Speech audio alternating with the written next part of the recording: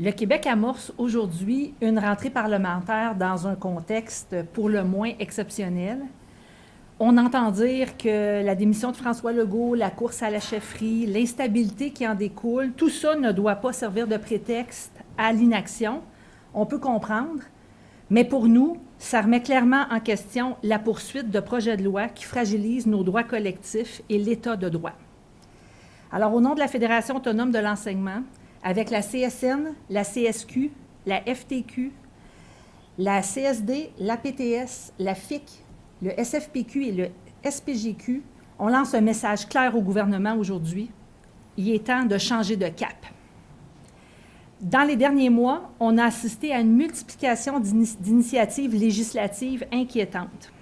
Des projets de loi qui s'attaquent aux contre-pouvoirs, qui affaiblissent la démocratie syndicale et qui soulèvent de sérieuses préoccupations, y compris de la part du Barreau du Québec, et de la Commission des droits de la personne et des droits de la jeunesse. La dérive autoritaire doit cesser.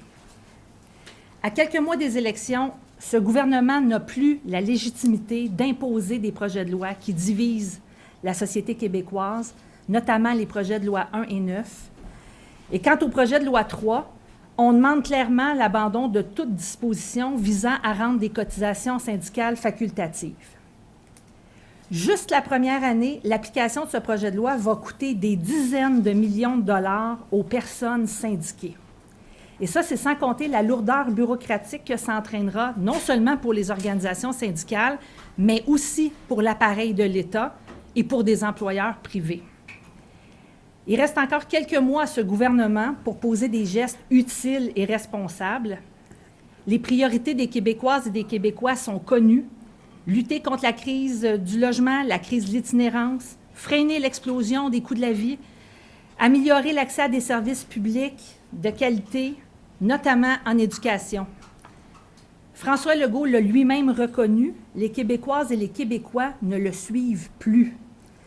Alors, avec l'arrivée d'un nouveau chef ou d'une nouvelle chef, le gouvernement a une dernière occasion de rompre avec une stratégie qui le mène et qui nous mène collectivement dans un cul-de-sac.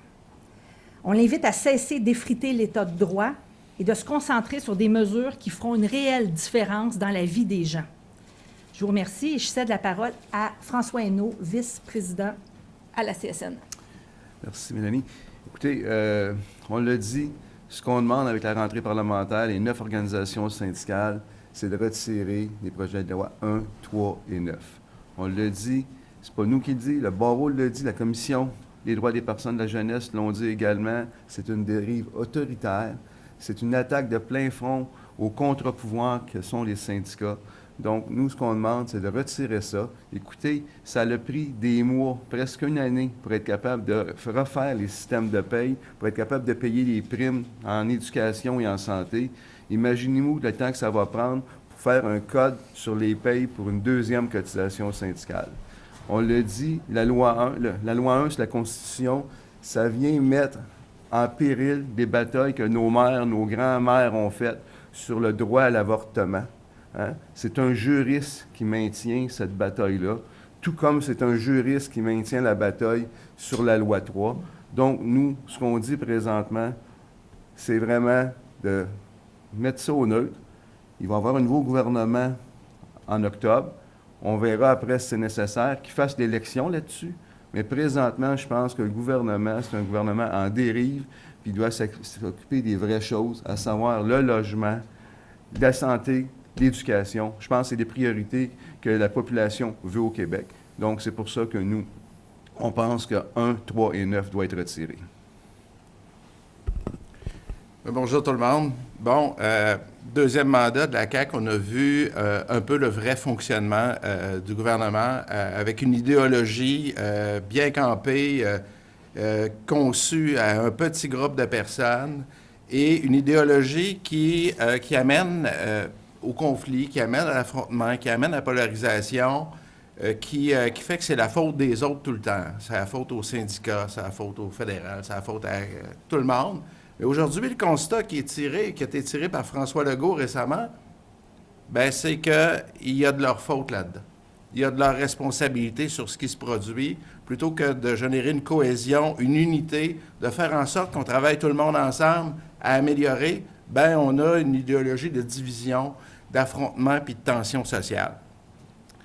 Dans ce dernier bout-là qui reste, on fait un appel au gouvernement de dire, une fois que les constats d'échec sont tirés, que ça ne fonctionne pas, ce modèle-là, il n'est pas trop tard pour faire un pas en arrière, reprendre le dialogue, venir resserrer les liens entre la société civile avec les syndicats et qu'on contribue ensemble à construire quelque chose plutôt que continuer dans une idéologie de destruction, puis d'affrontement, puis de polarisation sociale. On n'a pas besoin de ça actuellement. Je pense que ces leçons devraient se tirer par elles-mêmes. Je passe la parole à mon collègue Christian Daigle. Nous sommes ici aussi pour rappeler que la population mérite mieux que les politiques d'austérité d'un gouvernement sous respirateur artificiel. Il manque de bras dans les ministères et organismes, tout le monde est surchargé de travail et la CAQ a coupé plus de 3000 postes dans la dernière année. Peu importe qui va prendre les commandes de ce gouvernement, nous lui demandons de cesser les coupures qui affectent les services à la population. Le gouvernement caquiste veut retrancher encore 1000 postes dans la prochaine année uniquement dans la fonction publique et des centaines d'autres dans les réseaux de la santé et de l'éducation. Il doit reculer et mettre un terme à son plan odieux. Il y a des conséquences à ces politiques austéritaires. Plus de 21 000 personnes qui attendent de l'indemnisation pour les actes criminels dont ils ont subi ou ont été témoins.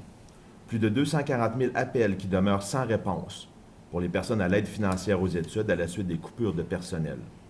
3 000 inspections environnementales de moins chaque année pour surveiller nos cultures, nos sols et notre eau, faute d'effectifs. Oui, il y a des dépenses à couper au gouvernement, mais c'est dans la sous-traitance qu'il faut le faire. Seulement en informatique, c'est le bar ouvert pour les consultants. Pourtant, ceux-ci coûtent bien souvent plus que le double que les employés à l'interne. Alors que la colère gronde dans la population envers un parti au plus bas dans les sondages, le gouvernement tente de passer sous silence son inaction sur des priorités comme l'accès aux services publics, la crise du logement et l'itinérance. L'ensemble des organisations syndicales, appuyées par la société civile, vont continuer de talonner le gouvernement de la CAQ dans les prochains mois. Que les candidats et candidates à la chefferie se le tiennent également pour dit. Notre mobilisation se poursuivra. Merci.